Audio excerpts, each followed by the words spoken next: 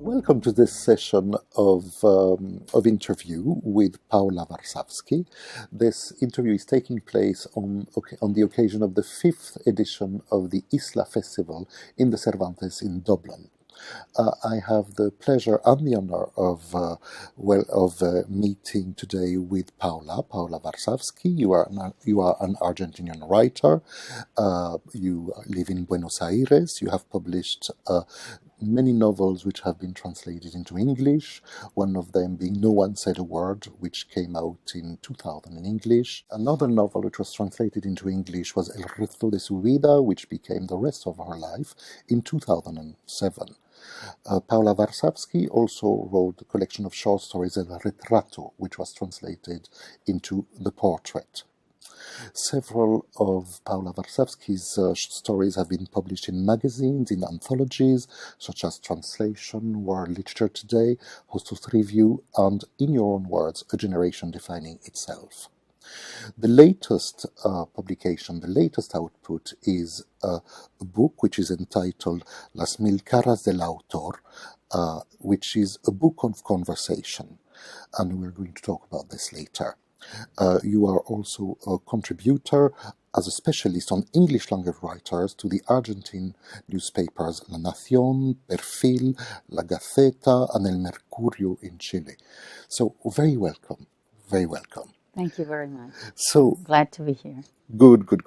Would you like to introduce us to your latest publication, Las Mil Caras del Autor? Okay. Well, this book is the result of 15 years of interviewing writers, English-speaking writers from the US and Great Britain, mainly.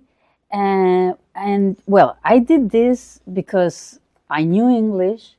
I had lived in the US as a teenager. So when I had to specialize in some literature, when I studied literature, I was advised to specialize in a literature that you know the language.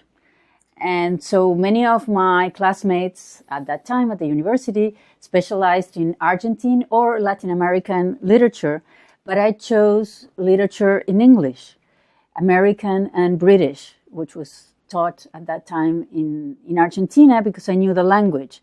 So then when I started working, I started writing fiction, and at the same time, almost, I started working as a journalist. So at that time, writers from the US and from Great Britain were not that known in Argentina. That has changed. A lot of them have been translated into Spanish. But say 18 years ago, that was less.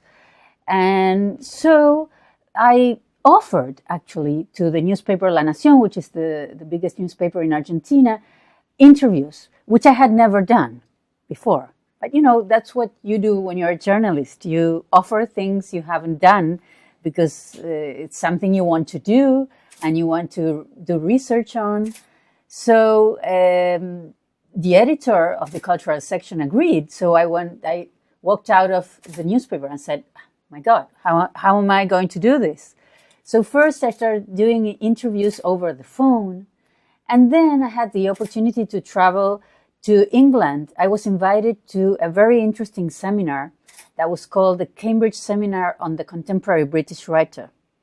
So I met there many British writers like David Lodge, Hanif Kureishi, John Fowles, A.L. Kennedy, and I was able to interview them in person this time, not over the phone. So Malcolm Bradbury also, who died a short time before that interview, unfortunately, such a great writer. So when I went back to Argentina, I was able to sell to the newspapers these interviews to many newspapers in Argentina, in Chile, in Uruguay, and also in Mexico, because there was at the time a big interest, and they had been already translated into Spanish. So, well, that was my start. And then each time I was able to travel. Of course, the newspapers never pay you to travel and do interviews because they don't have budget for that. But every time I traveled for other reasons, say a seminar, or I was invited by a university or several universities. So before that, I started contacting writers and to see whether they would give me some time to interview them. One of the first writers I tried to interview was Joyce Carol Oates. Mm-hmm. And when I tried, I think I called Princeton University, the English department. And I said I wanted to talk to Joyce Carol Oates. I think we were like, what? Almost, are you crazy? She doesn't talk to anyone. She doesn't receive faxes. She doesn't talk over the phone. And she doesn't read the emails. So, well, I insisted, being a journalist, you have to insist. And finally, this person, I think she felt sorry for me a little bit and said, well, the only thing I can give you is her agent's email or phone number. And I said, well, great. Give me her agent's. So I called the agent. And the agent again said, well, she's not keen of interviews. So, but you may try. You should send me a fax saying, why do you want to interview her? Which books of her have you read? Which subjects in her writing you would like to talk about? She gave me like 8 questions, which were impossible to answer in just one page, of course. But I did my best. I said that only that one page. So she said, well, after you send the fax, don't call me again, please. If she says yes, I will let you know. And if not, just forget about it. So, 2 weeks after, I got an email saying that Joyce Carol Oates had agreed. So we arranged an interview, and the agent gave me a very secret phone number of Joyce Carol Oates, where I should call her when I arrived in New York, and arrange to go to Princeton. So I did that. When I arrived in New York, I phoned Joyce Carol Oates, and she answered. And she said, like, oh, Paula, yes. And she was like an aunt, almost. A lovely aunt. So I went to Princeton, and I did that first, interview to a very, very well-known, worldwide known writer. And do you have the feeling when you're doing literary interviews that you're entering inside the border of their minds? Oh, yes. Yeah? Oh, yes. And how do you go about it? Well, the way I learned to do it, I learned tricks, on the way doing this. What I learned with that first big interview, I should say, with Joyce Carol Oates, is that, the writers who agreed, you never know why they agreed, because I was going to write articles in Argentina, and for them, Argentina is a non-existent market, so it's not like being interviewed, from the New York Times to Guardian. But she asked me questions. Supposedly, as an interviewer, you shouldn't answer questions because you are doing the interview. But at that moment, I realized that I was going to break that rule, and I was going to answer. And she was curious about Buenos Aires. Of course, she had never been there, never been in South America. But she was curious. She told me she had a friend in New York who was also Argentine and around my age. So, I told her about Argentina. And that way, that became a conversation. And she kind of forgot that we were in an interview. Yeah. So it became a conversation. And then there was another interesting subject because she's so interested in boxing. And she wrote a book that's called On Boxing. Yes, of course. So when we were talking about boxing, I told her the story of an Argentine boxer who had killed his wife, actually.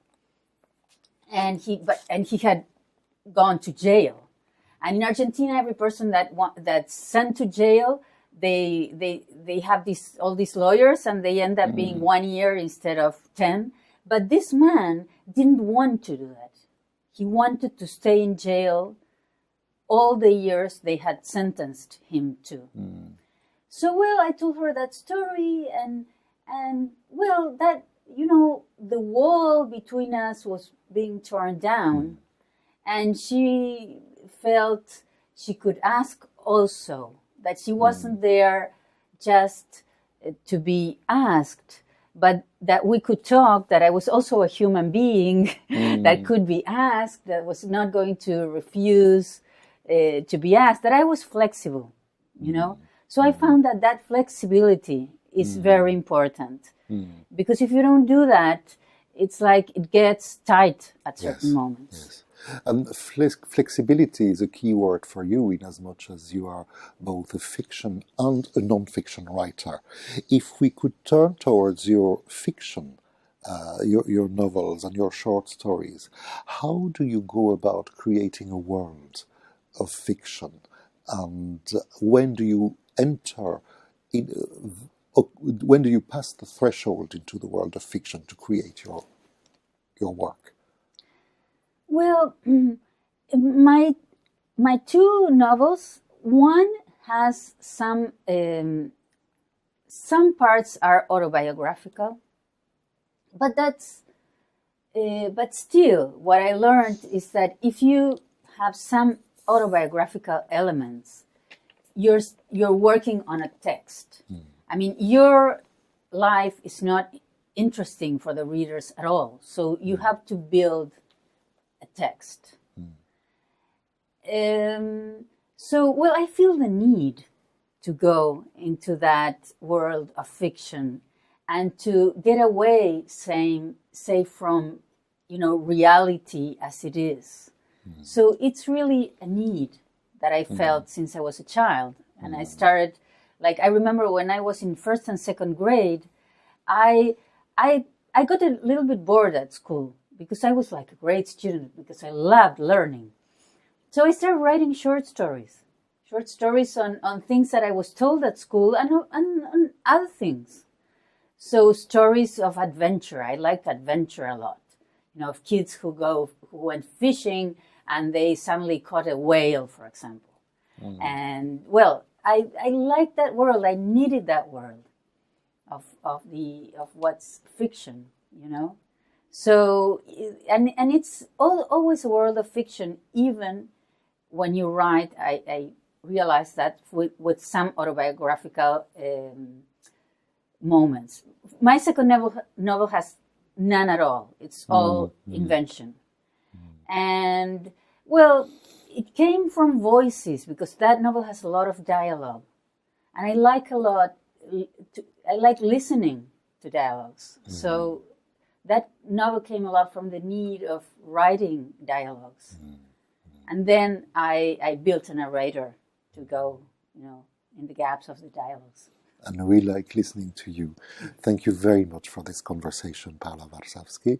And we know that we are looking forward to reading both your fiction and your non-fiction, and to see what a professional writer has done with other professional writers. Thank you very much. Thanks to you.